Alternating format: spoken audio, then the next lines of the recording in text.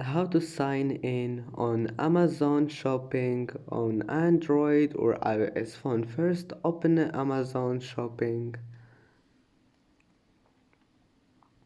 and now click these three lines here, and once you're here, click sign in,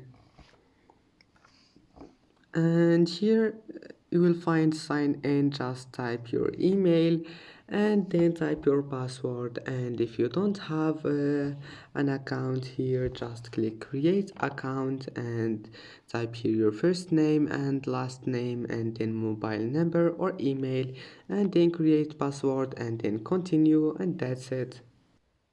And that's it for today's video. If you like this video, please don't forget to like and don't forget to subscribe. And thank you for watching this video until the end, and see you in the next video.